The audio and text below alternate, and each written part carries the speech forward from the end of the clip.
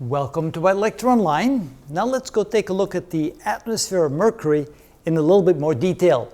And again, in the pure sense, you can say, yes, Mercury does have an atmosphere, but in the actual sense, it is okay to say no, and let me show you why. First of all, how much atmosphere is there?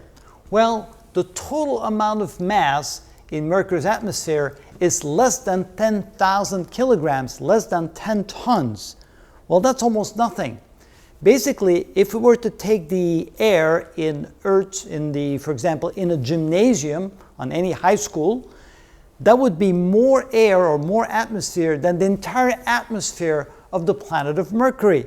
So the air contained on the Earth in a single gymnasium is greater than the total atmosphere of Mercury. So you can see it's very, very tenuous.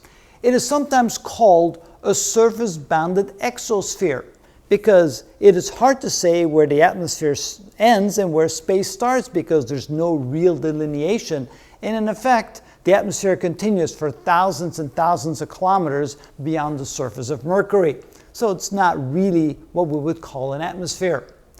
The atmospheric pressure is less than 10 to the minus 14 bar, and comparing that to the Earth, the pressure on the Earth is about a bar. On Mercury, it's 10 to the minus 14 bar. So it's much, much less than 1 trillionth the atmospheric pressure on the Earth. So you can imagine it's a very, very tiny amount. Another way of looking at it is that on the Earth, the pressure is 14.7 pounds per square inch. On Mercury, it's 7 times 10 to the minus 14 pounds per square inch. And the way that works is, imagine you have a column of atmosphere with a cross-sectional area of 1 square inch. That column on the Earth would have the weight of 14.7 pounds. That's a lot of atmosphere. On Mercury, it would have a weight of less than 1 trillionth of a pound. Again, an enormous difference.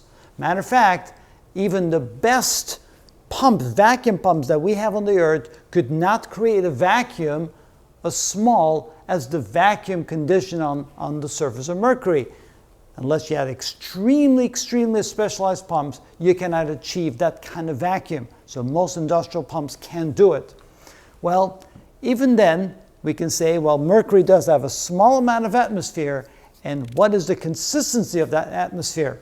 And that also is not easy to determine, because it turns out that the atmosphere changes depending upon the elevation in the atmosphere. If you're close to the surface, there'll be different consistency than when you're farther away from the surface and when you're up into space in the exosphere. And also, it changes over various regions of the surface of the planet. And in addition to that, it changes over time. So it's not a very consistent atmosphere, and so it's difficult to nail down what the actual composition of the atmosphere is. Well, if we look closer to the surface of the planet, this is the approximate composition of the atmosphere.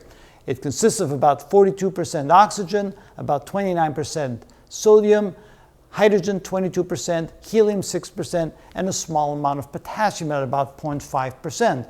And then there's trace amounts of argon, carbon dioxide, water vapor, nitrogen, xenon, krypton, neon, and interestingly enough, there's spatial and time variations for some trace amounts of calcium, magnesium, and sodium. It's almost like there is a relationship between the seasonal variation of these trace elements. Another way of looking at the composition of the atmosphere is to look at what you would find in a vertical column on the planet all the way off into space. And so when you do that, you find that the abundance is quite different from what we see over there. Notice that sodium tends to be the most abundant element in some places and not in others. If we take this is the number of molecules multiplied times 10 to the 6, so you have to multiply times 1,000,000 per square centimeter. So that's basically what you expect to see in a column of atmosphere above Mercury. So sodium has tremendous variation in abundance. Magnesium about 100,000 times 1,000,000, which makes it 100 billion. Oxygen less than 40 billion.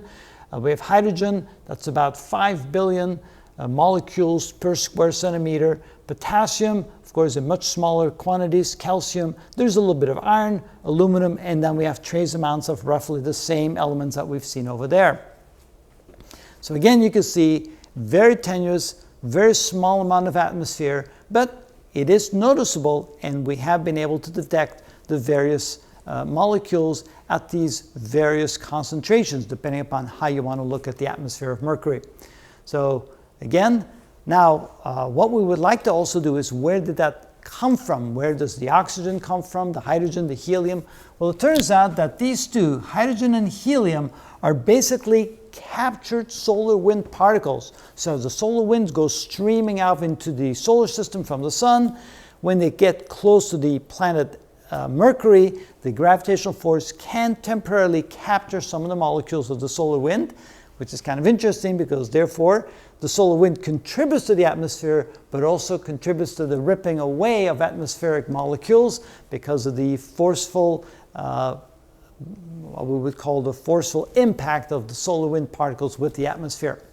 Now, oxygen is typically a result of impacts onto the surface as meteorites, and of course you have the micrometeorites as well as the bigger meteors and so forth that hit the planet's surface. They pulverize the surface. They therefore allow some of the oxygen molecules contained within the silicon dioxide on the surface to then escape into the atmosphere, and that causes atmospheric oxygen. But again, the source of that is basically the surface that's been impacted by meteors and micrometeorites.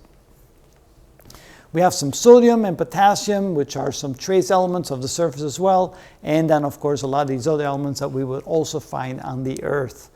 So basically, when we think about the atmosphere, it's very tenuous, a very small amount of atmosphere. In essence, it's basically called a surface-bounded exosphere, which means it's basically not an atmosphere as we know it. There's a lot of variation in the consistency of, depending upon where you look for the atmospheric compounds.